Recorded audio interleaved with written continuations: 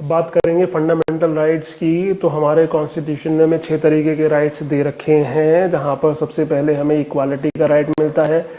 Article 14, 15, 16, 17, 18 ये हमें equality के राइट देते हैं। वहीं 19, 20, 21, 22 ये हमें सर्टन फ्रीडम्स की बात करता है, कुछ एक फ्रीडम्स की बात करता है। इसके बाद आ जाता है हमारा एक्सप्लॉयटेशन के खिलाफ 23, 24 की बच्चों का एक्सप्लॉयटेशन नहीं होगा, या जो है इलीगल ट्रेड नहीं होगा, और बेगार नहीं होगा। बेगार वो चीज़ जहाँ पर आपसे काम करा लिया जाता है लेकिन आपको पैसे नहीं दिए जाते, तो इस तरीके का फंडामेंटल राइट आपके पास है।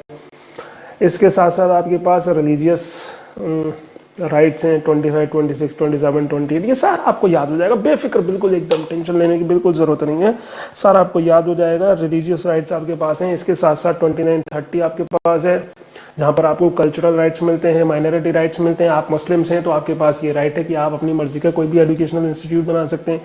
साथ ही साथ आपके पास है आर्टिकल 32, जो आपका एक और राइट है कॉन्स्टिट्यूशनल रेमेडी की। भाई आपको इतने सारे राइट दे दिए गए, लेकिन अगर आप उनको यूज़ ही ना कर पाए तो क्या करें? तो आप सुप्रीम कोर्ट के पास जाइए। ये खुद में एक फंडामेंटल राइट हो गया, जो ये इंश्योर करता है कि आपके बाकी सारे फंडामेंटल राइट्स इंप्लीमेंट हो सकें। कैसे? आर्टिकल 32 में। इसको देखेंगे, अभी ज़्यादा बात नहीं करेंगे।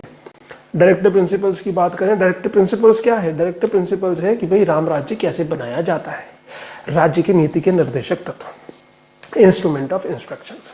जैसे जब गवर्नमेंट ऑफ इंडिया एक्ट 1935 बना तो उसमें गवर्नर्स के लिए इंस्ट्रूमेंट ऑफ इंस्ट्रक्शंस थे कि भैया आप अपने स्टेट को ऐसे चलाएंगे, वैसे चलाएंगे, लोगों का भला होगा, ऐसे करेंगे, वैसे करेंगे। ऐसी आयरलैंड के पास है डायरेक्टिव प्रिंसिपल्स, हमने वहाँ से उठा के अपने कॉन्स्टिट्यूशन में डाली। ये क्या बोलते हैं? ये बोलते हैं राम राज्य होना चाहिए। जैसे सबको फ्री में जो है वो क्या मिलनी चाहिए? लीगल सर्विस मिलनी चाहिए। कोई अगर आदमी, ऐसा केस भी हुआ बिहार में, बहुत सारे लोग जेल में बंद थे, फिर एक आईपीएस ने जो है, रिटायर्ड आईपीएस ने, उन्होंने एक आर्टिकल लिखा। जब वो आर्टिकल नज़र में आया कोर्ट के, तो कोर्ट ने कहा भैया अब तो हर किसी के पास राइट है कि उसको बताया जाएगा कि उसको जो है लीगल एड दिया जा सकता है। अगर आप कैपेबल नहीं है बेल कराने के या वकील हायर करने के, तो आपको कोर्ट जो है वो वकील मुहैया कराती है। तो आपके पास मतलब सब लोग पैसे से बराबर हो जाएं, ये क्या है? ये स्टेट्स ऐसा स्ट्रगल कर रहा है, मेरे पास भी इतने लाख रुपए हो जाए, उसके पास भी उतने लाख रुपए हो जाए, सबको फ्री में एजुकेशन मिल जाए, मतलब बुढ़ापे में जो है पब्लिक हेल्थ मिले, जब प्रेगनेंसी है फीमेल्स की तो उसमें पब्लिक हेल्थ मिले। हम अपने जो कुटीर उद्योग जो बोल देते हैं, जो विलेजेस में हम जो ट्रेडिंग मतलब जो बिजनेसेस हैं छोटे छोटे, उनको बढ़ाएं। इस तरीके से डायरेक्टिव प्रिंसिपल्स है, ये निर्देश हैं। जैसे बच्चा बड़ा होता है या स्कूल में आपने डायरी देखी होगी, डायरी में कुछ एक प्रिंसिपल्स लिखे होते हैं कि झूठ नहीं बोलना चाहिए, ऐसे नहीं करना चाहिए, लड़ाई नहीं करनी चाहिए। ये क्या है? ये डायरेक्टिव्स हैं आपको। ये आपको क्या बनाएंगे? अच्छा आदमी बनाएंगे। ठीक इसी तरीके से स्टेट्स की ये डायरेक्टिव्स हैं। अगर स्टेट इनको मानेगा, मानना ज़रूरी नहीं है। आपसे बचपन में बोला गया हमेशा सच बोलिए, लेकिन क्या हमने हमेशा सच बोला? अक्सर झूठ बोल देते हैं। हमसे बोला गया लड़ाई नहीं करनी है, पर क्या ऐसा पॉसिबल है? कहीं ना कहीं तो हम लड़ाई कर ही लेते हैं। तो ये डायरेक्टिव प्रिंसिपल्स स्टेट के लिए ज़रूरी नहीं है कि वो उसको माने, लेकिन मानेगा अगर तो स्टेट अच्छा हो जाएगा। अब बात करें फंडामेंटल ड्यूटीज़ की, तो फंडामेंटल राइट्स हमें दिए गए हैं, तो उसके एवज में हमें फंडामेंटल ड्यूटीज़ भी निभानी है। फंडामेंटल ड्यूटीज़ हमारे कॉन्स्टिट्यूशन में पहले नहीं थी। जब इसमें जोड़ी गई तो इसका बहुत अपोज किया गया, लेकिन जो अपोज करने वाली सरकार थी, जब वो पार्टी में आई तो उसने भी इसे हटाया नहीं। हटाने के बजाय एक फंडामेंटल ड्यूटी जो है और इसमें बाद में जोड़ी गई। तो ये फंडामेंटल ड्यूटी जो है हमें ये एहसास कराने के लिए हमारे कॉन्स्टिट्यूशन में जोड़ी गई है कि भैया अगर आपको राइट दिए गए, इतने सारे राइट जो अंग्रेज़ों ने नहीं दिए थे हमने दिए हैं, तो बदले में आपको ड्यूटीज़ भी निभानी पड़ेंगी। अगर कंपेयर करें दूसरे देशों से, रशिया वगैरह से कंपेयर करें, तो वहाँ पर फंडामेंटल ड्यूटीज़ जो हैं वो अलग नहीं है फंडामेंटल राइट से, और इनकी वैल्यूज़ जो है वो फंडामेंटल राइट्स के समान ही है। आप फंडामेंटल राइट्स आप यूज़ कर पा रहे हैं तो आपको ड्यूटीज़ भी करनी होंगी। हमारे यहाँ ऐसे नहीं है। हमारे यहाँ ड्यूटीज़ एक तो बहुत वेग है, बहुत वेग ऐसे है कि इसकी लैंग्वेज, एक तो लैंग्वेज आप पढ़ ही नहीं सकते हैं। आप लैंग्वेज पहली और दूसरी, जो पहली और दूसरी फंडामेंटल ड्यूटी है, अगर आप उसको पढ़ पाएँ, नॉर्मल सिटीज़न की मैं बात कर रहा हूँ, नॉर्मल, अगर आप उसको पढ़ पाएँ तो आप समझ लीजिएगा कि आप इस लोक के नहीं हैं, आप कहीं परलोक से ही आए हैं।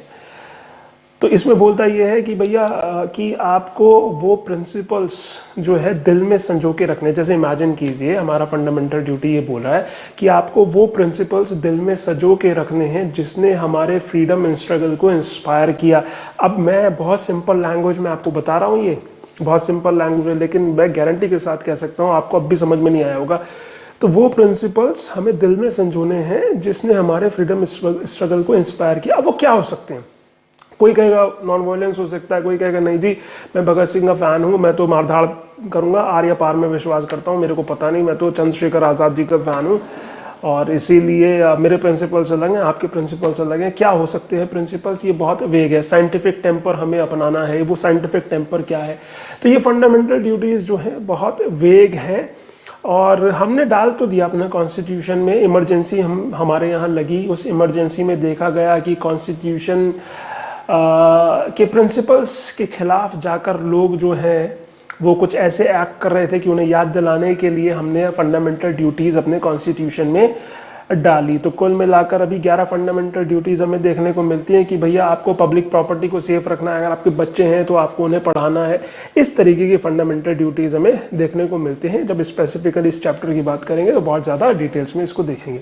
सेकुलरिज्म जो है हमारे कॉन्स्टिट्यूशन का अपने आप में एक बहुत ज़बरदस्त फीचर है।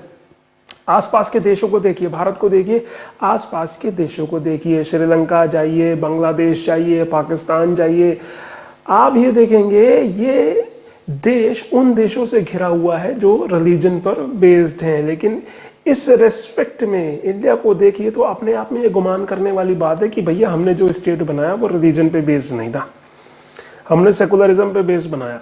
सेकुलरिज्म का मतलब यूँ तो ये होता है कि भाई चर्च में और गवर्नमेंट में कोई रिलेशन नहीं होता, बेसिकली मतलब धर्म में और सरकार में कोई रिलेशन नहीं होता। लेकिन हमारे यहाँ थोड़ा सा हमने दूसरा मीनिंग अपनाया है कि रेस्पेक्ट दी हमने सभी रिलीजन्स को। अगर कोई हेलमेट पहनेगा तो सभी पहनेगा, सेकुलरिज्म ये बोलता है। लेकिन हमारे यहाँ क्या है कि जो सिख लोग हैं उनको ज़रूरी नहीं है हेलमेट पहनना, क्योंकि जो बग है वो उसमें एक प्रॉब्लम जनरेट कर सकती है। दिल्ली मेट्रो में कोई भी आदमी जो है वो कोई हथियार लेके नहीं जा सकता, लेकिन सिख लोग जो है वो कृपाण लेके जा सकते हैं। कोई भी हिंदू जो है वो 4 शादियां नहीं कर सकता, मुस्लिम्स को ये अलाउड है। लेकिन अगर वेस्टर्न कंट्रीज़ की तरफ जाएं तो ये वहाँ पॉसिबल नहीं है। आप चाहे हिंदू हो, चाहे मुस्लिम हो, चाहे सिख हो, चाहे क्रिश्चियंस हो, आपको 4 शादियाँ अलाउड नहीं है। तो वहाँ थोड़ा सा नेगेटिव कॉन्सेप्ट हमने रिलीजन का अपनाया कि हम जो कहेंगे, जो स्टेट कहेगा आपको वो अपनाना है। यहाँ हमने पॉजिटिव अपनाया क्योंकि दुनिया रिलीजन से भरी पड़ी है। कुछ एक रिलीजन्स ठीक है गलत हो सकते हैं, लेकिन आमतौर पर रिलीजियस वैल्यूज़ हमें जोड़ के रखती है। तो हमने क्या कहा, हमने सभी रिलीजन्स को एक्सेप्ट किया और ये एक पॉजिटिव कॉन्सेप्ट जो है हमने सेकुलरिज्म का अपनाया। सेकुलरिज्म अपने आप में एक बहुत बड़ी चीज़ है।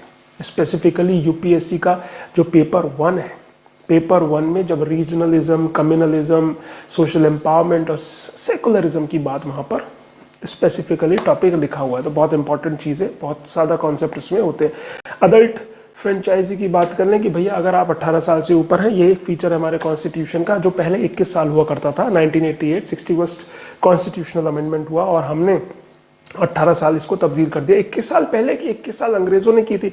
गवर्नमेंट ऑफ इंडिया एक्ट 1935 में 21 साल उम्र हुआ करती थी आपको वोट देने की, और हमने चेंज कर दी, 18 साल कर दी। देख कर ही हमने भी ये मतलब अमेरिका और इंग्लैंड को देख के, क्योंकि इंग्लैंड में भी पहले जो एज हुआ करती थी वो 21 हुआ करती थी, अमेरिका में भी इसी तरीके की एज हुआ करती थी। धीरे धीरे इन्होंने घटाकर 18 करी और हमने तो दिल्ली मेट्रो तक के साइन जो है वो इंग्लैंड की मेट्रो से कॉपी किए हैं। तो हमने एज भी जो है 1988 में चेंज कर दी, 18 साल हमने कर दी। तो यहाँ पर हर वो आदमी जो 18 साल से ऊपर हो, चाहे उसकी प्रॉपर्टी कितनी भी हो, चाहे उसने इनकम टैक्स अभी तक ना भी दिया हो, कोई बात नहीं, लेकिन बावजूद उसके, चाहे वो इंडिया की फोर्स में, मिलिट्री में हो भी ना, बावजूद उसके हर वो आदमी जो 18 साल से ऊपर का है, अनसाउंड माइंड नहीं है, मतलब दिमाग से ठीक है। कुछ एक कंडीशंस हैं कि भाई आप कुछ ऐसे चीज़ों में इन्वॉल्व ना हो, क्रिमिनल एक्टिविटीज़ में, वो कॉन्स्टिट्यूशन में लिखा हुआ है। तो बाकी सारी सिचुएशंस में आप जो है वोट दे सकते हैं। तो ये स्पेसिफिक फीचर जहां हमने अंग्रेजों से मांग करी थी वो नहीं माने, हमने अपने कॉन्स्टिट्यूशन में लागू किया। सिंगल सिटीजनशिप की बात कर दें तो जैसे अमेरिका में हम देखते हैं कि स्टेट की भी सिटीजनशिप आपको मिल जाती है, स्टेट से भी राइट आपको मिल जाते हैं और सेंटर की तरफ से भी आपको चीज़ें मिलती हैं और स्टेट की तरफ से भी, दोनों तरफ से आपको चीज़ें मिलती हैं। और इसी वजह से कॉम्पिटिटिव फेडरलिज्म जो है वो निकल के आता है। जब हम पेपर 2 की बात करें, हमारे यूपीएससी पेपर 2 की बात करें, challenges to the federation of the nation, paper 2 point number 2 में बहुत साफ साफ लिखा हुआ है challenges to the federation of the nation. तो यहाँ पर ये कॉम्पिटिटिव फेडरलिज्म जो है एक अच्छा क्वेश्चन हो सकता है कभी भी, आज या नहीं, आज नहीं तो कल पूछा ज़रूर जाएगा। क्या होता है जब स्टेट और सेंटर आपस में compete करने लगे इस सिटीजन्स को ज़्यादा से ज़्यादा फैसिलिटीज़ मुहैया कराने के लिए, तो वो कॉम्पिटिटिव फेडरलिज्म हो जाता है। तो यहाँ पर सिंगल सिटीजनशिप है इंडिया में, अमेरिका में डुअल है, स्टेट भी है सेंटर भी है। हमारे यहाँ ऐसा नहीं है, हिमाचल का आदमी हिमाचल का भी है, इंडिया का भी है, हिमाचल वाला हिमाचल का भी है, बाकी जगहों का भी है। तो ऐसा बोला गया कॉन्स्टिट्यूएंट असेंबली में कि भैया जो जहाँ का स्टेट का है, ऐसी कंडीशन लगाइए कि नौकरी पब्लिक एम्प्लॉयमेंट में जो जहाँ का है उसको ही वही नौकरी करनी चाहिए, मतलब जो स्टेट्स के लोग हैं उन्हें ही स्टेट्स की नौकरी मिलनी चाहिए। लेकिन हमने ये बात नहीं मानी, हमने सिंगल सिटीजनशिप को अपनाया। इंडिपेंडेंट बॉडीज़ की बात कर रहे हैं तो बहुत सारी ऐसी बॉडीज़ हैं, फाइनेंशियल कमीशन है, इलेक्शन कमीशन है, हमारा यूनियन पब्लिक सर्विस कमीशन है, आर्टिकल 315, 324 इलेक्शन की बात कर लेता है, 280 हमारे फाइनेंशियल कमीशन की बात कर लेता है। तो ऐसे बहुत सारे कमीशंस हमने बनाए और इन कमीशंस की इंडिपेंडेंसी हमने इस बात से इंश्योर करी कि हमने बहुत सारे प्रोविजंस अपने कॉन्स्टिट्यूशन में ऐसे जोड़ दिए, चाहे जुडिशरी की बात कर लें, उनके रिटायरमेंट की बात हो, उनकी ऑफिस में टर्म की बात हो, उनकी सैलरीज की बात हो, तो किसी भी चीज़ में उनको डराया नहीं जा सकता कि भाई हम तुम्हारी जो है नौकरी खा जाएंगे, तुम्हारा डिमोशन कर देंगे, तुम्हारी सैलरी कम कर देंगे, तुम्हारा बंगला छीन लेंगे तुमसे। तो ये इंडिपेंडेंट होकर काम करती हैं। यूपीएससी इंडिपेंडेंट होकर एग्जाम कंडक्ट करवाता है, जजेस इंडिपेंडेंट होकर फैसला सुनाते हैं। तो इसीलिए ये बहुत ज़रूरी है कि डेमोक्रेसी को इंश्योर करने के लिए इस तरीके की बॉडीज कॉन्स्टिट्यूशन में अगर हैं। अब बात करेंगे इमरजेंसी की। तो इमरजेंसी वो सिचुएशन जहाँ पर वो अनफोर्सीन सिचुएशन जहाँ पर स्टेट पर कुछ विपदा, कुछ इस तरीके की प्रॉब्लम्स आ गई हों। तो हमारे कॉन्स्टिट्यूशन में भी इमरजेंसी है, 3 तरीके की इमरजेंसी हमें जो प्रेसिडेंशियल रूल देखने को मिलता है 356 में, फिर नेशनल इमरजेंसी 352 में है, फिर फाइनेंशियल इमरजेंसी हमारी 360 में। तो 3 तरीके की हमें इमरजेंसी मिलती है कि भाई किसी ने हमसे लड़ाई कर ली हो तो हम सेंट्रल लेवल पर इमरजेंसी लगाएंगे, किसी स्टेट को कॉन्स्टिट्यूशन के हिसाब से नहीं चलाया जा सकता तो वहाँ का जो गवर्नर है वो आके प्रेसिडेंट को बोलेगा कि भैया ऐसे नहीं हो सकता, तो वहाँ पर हम प्रेसिडेंट रूल लगा देंगे।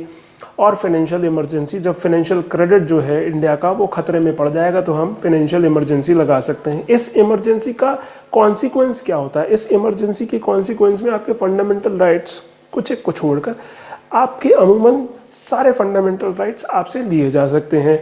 स्टेट्स को डायरेक्शंस दी जा सकती हैं, स्टेट्स का जो लेजिस्लेचर है उस पर कंट्रोल किया जा सकता है, आपकी सैलरीज में कमी की जा सकती है। क्योंकि एक वो सिचुएशन है जैसे घर में मान लीजिए घर पे अचानक से कोई दंगा हो जाए, तो अभी तक तो आप फ्री हैं, घर पे जब चाहिए जैसे चाहिए जहाँ जाइए जो खाना है वो खाइए। लेकिन जब दंगा फसाद हो गया तो आप घर का राशन भी देखेंगे, कंट्रोल करेंगे कि नहीं भाई 3-3 रोटियाँ खाओ, पता नहीं कर्फ्यू कब खुलेगा। कोरोना कोविड के समय में हो सकता है आपने ये चीज़ें ज़रूर देखी हो। तो वो एक इमरजेंसी वाली सिचुएशंस थी जहाँ पर आपका जो मुखिया है घर का वो रिस्पॉन्सिबिलिटी उठा लेता है, उसके पास अब पावर आ जाती है कि भैया टीवी मत चलाओ, लाइट नहीं आ रही है, इन्वर्टर ख़त्म हो जाएगा। वो सब चीज़ों का ध्यान रखता है क्योंकि उस क्रिटिकल सिचुएशन में वो सारी चीज़ें ज़रूरी हैं। जैसे इमरजेंसी ख़त्म होती है ये बाकी की सारी चीज़ें फिर से रिवोक हो जाती हैं, सारे फंडामेंटल राइट्स आपको फिर से मिल जाते हैं। तो ये भी हमारे कॉन्स्टिट्यूशन का एक फीचर है। 3 टायर गवर्नमेंट हमें देखने को मिलती है। हमारे पास 3 टायर सेंटर में गवर्नमेंट है, स्टेट में गवर्नमेंट है, और फिर पंचायत और म्यूनिसिपैलिटीज़ है। पंचायत म्यूनिसिपैलिटीज़ हमारे कॉन्स्टिट्यूशन में पहले नहीं थी। 73rd 74th कॉन्स्टिट्यूशन 1992, ये बाद में हमने जो है अपने कॉन्स्टिट्यूशन में इसको ऐड करा है। गांधी जी चाहते थे कि भाई लोग अपनी सरकार खुद चलाएं, निचले लेवल से, बिल्कुल ग्रास रूट लेवल से चलाएं। जब कॉन्स्टिट्यूशन बना हमने ये प्रिंसिपल्स लागू नहीं करे। इस वजह से कॉन्स्टिट्यूशन का क्रिटिसिज्म भी होता है, जो हम आगे देखेंगे। फिलहाल यहाँ पर 3 टायर की गवर्नमेंट हमें देखने को मिलती है। साथ ही साथ कोऑपरेटिव्स जो पहले से मौजूद तो थी, लेकिन कॉन्स्टिट्यूशनल इनको जो है वो दर्जा नहीं मिला हुआ था। तो 2011 में हमने अपना कॉन्स्टिट्यूशन बदला और कोऑपरेटिव्स को जो है वो अपने कॉन्स्टिट्यूशन में जगह दी। तो ये कुछ एक खास जो फीचर्स हैं हमारे कॉन्स्टिट्यूशन के, बहुत सारे फीचर्स हैं इसमें, लगभग हर फीचर अपने आप में एक बहुत मेजर पॉइंट है, और अलग अलग स्पेसिफिक चैप्टर्स में हम सारे फीचर्स को जो है वो कवर करेंगे। तो फिलहाल अब तक के लिए थैंक यू।